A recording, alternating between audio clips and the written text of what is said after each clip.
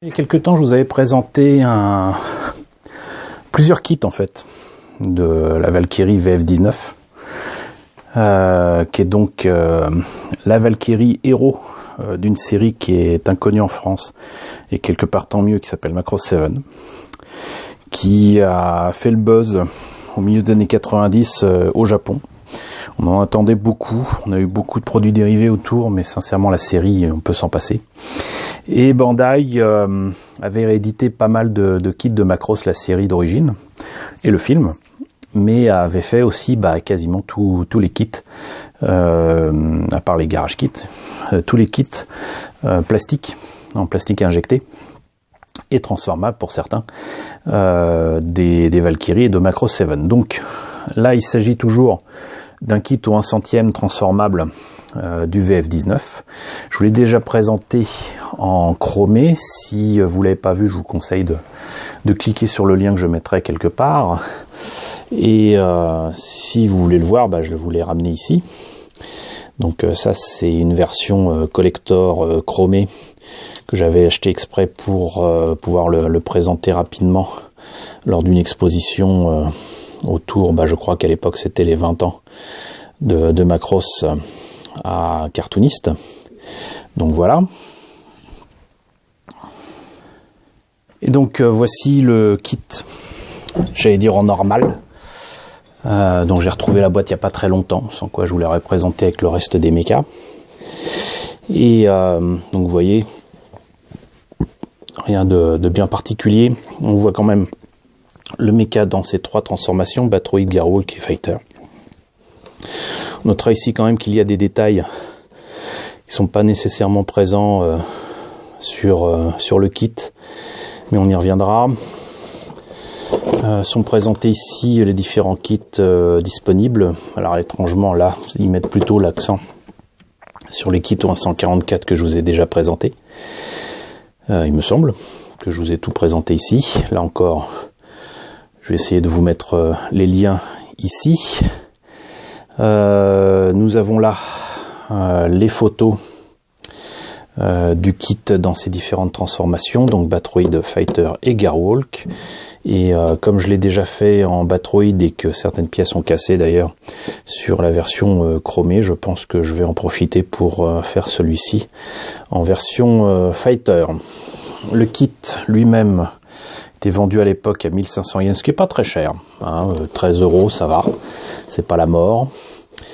Rien d'autre de particulier à dire là-dessus, si ce n'est que il y a donc effectivement deux jeux de face avec une tête, on va dire, plus normale de Valkyrie, et puis une autre avec une face, c'est-à-dire une bouche, un nez, déjà qu'il a deux yeux.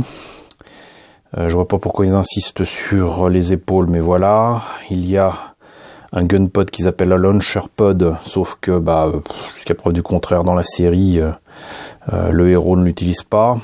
Le cockpit, on va voir ce que ça donne, mais normalement il y a un petit pilote à l'intérieur. Voilà, donc toute l'histoire du VF19, au 100e. On va voir immédiatement ce que ça donne dans la boîte. Alors on va commencer comme d'habitude avec la notice de montage. Alors je crois que je l'avais déjà signalé avec les précédentes maquettes. Souvent c'était en hauteur, mais ça c'était pour les 144. Là il se trouve que c'est un grand papier, très très grand papier même. Je dirais que c'est facilement du A3, proche du A2. Donc de joyeux dessins avec les superbes designs de monsieur Shoji Kawamori, avec le mecha, donc la tête. C'est peut-être de là que j'ai tiré les petits dessins que je vous avais montrés. Et de face, de côté et de dos pour le Batroid. De face et juste de côté pour le Gearwolf. De côté et vu d'en haut et d'en bas en même temps pour le Fighter. Les détails du cockpit, les détails des trains d'atterrissage. Et là, avec des couleurs dignes de l'arc-en-ciel, les étapes de transformation pour passer d'un mode à un autre. Le montage en lui-même est à l'ancienne, hein. C'est un kit qui a quand même facilement 20 ans, 22 ans. Beaucoup de pièces sont en 2 parties, nécessiteront d'être poncées, collées, en tout cas pas dans cet ordre-là, plutôt collées et poncées après. Visiblement il y a des autocollants aussi à placer que j'utiliserai certainement pas, que j'ai utilisé sur la version chromée parce que j'avais pas le choix, mais la bof. Donc voilà pour la notice.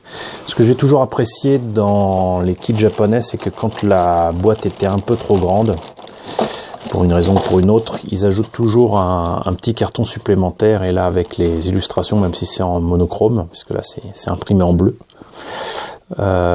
c'est joli, moi j'aime bien. Ça cachait en dessous les pièces d'articulation, et là on voit que le cockpit, la verrière en tout cas du cockpit, est transparente et non pas fumée, comme on avait pu le voir dans l'illustration. Et au fond de la boîte, on a carrément une espèce d'arbre généalogique des Valkyries de Macross 7, avec ici le YF19 et le YF21 de Macross Plus, lesquels vont donner d'un côté le VF19 ici, VF19F et VF19S, pas intérêt à avoir un cheveu sur la langue avec ces Valkyries là. Ici le VF17D et S que je vous ai déjà présenté, le VF11C, VF11 Max L, VF17 ici, qui donneront donc le VF11 Max L, VF17 Theta peut-être, et VF19 spécial, qui correspond donc aux Valkyries qui seront utilisées par le groupe de musique qui est capable de lutter contre les adversaires à coups de rock spatial. Complètement ridicule. Les pièces sont très très rouges, mais elles sont là. J'essaye de voir s'il n'y a pas le cockpit avec le petit personnage, je ne le vois pas. Ici, des pièces un peu moins rouges, un peu plus bordeaux, c'est assez étonnant. Avec les pièces jaunes qui seront certainement dorées pour moi, hein, parce que là sur l'illustration ça fait quand même très doré façon armure des Chevaliers Zodiac, donc il n'y a pas de raison. Ça c'est des pièces qui très clairement devront être retravaillées et repeintes. Les doigts que je trouve beaucoup trop petits et articulés en plus, donc ça c'est pas la joie. Je le répète, je ne supporte pas les kits transformables, même si j'ai été obligé d'en acheter parfois. C'est les kits les plus chiants à faire parce qu'il y a toujours des pièces trop fragiles qui ne supportent pas d'être repris et manipulés continuellement. Et ça, faut bien le comprendre, une maquette n'est pas un jouet. Donc, vaut mieux avoir un truc fixe que d'avoir un truc transformable. Bah écoutez, je ne vois pas le cockpit, mais logiquement il doit être quelque part, hein. Donc on va dire que c'est tant pis. Je vais laisser ça dans son sachet. Il y a donc une grosse planche d'autocollants ici qui seront certainement utilisés. Je pense que j'utiliserai ça peut-être pour ça. Non, même pas, peut-être pas. Non, j'essaierai de le faire avec du masquage et on verra ça. Ça sera pas pour tout de suite. J'ai bien d'autres choses à faire que ce brave VF19 rouge. Voilà, c'était, j'espérais faire très court, mais c'était donc la nouvelle présentation de la Valkyrie VF19. Et j'espère que cette présentation vous a plu. N'hésitez pas à consulter aussi les autres vidéos autour de Macross et de Macross 7. N'hésitez pas à liker, n'hésitez pas à partager, à me dire ce que vous en pensez dans la section commentaires, à vous abonner si ce n'est pas déjà fait. Et je vous dis à très bientôt pour de nouvelles présentations de maquettes Macross.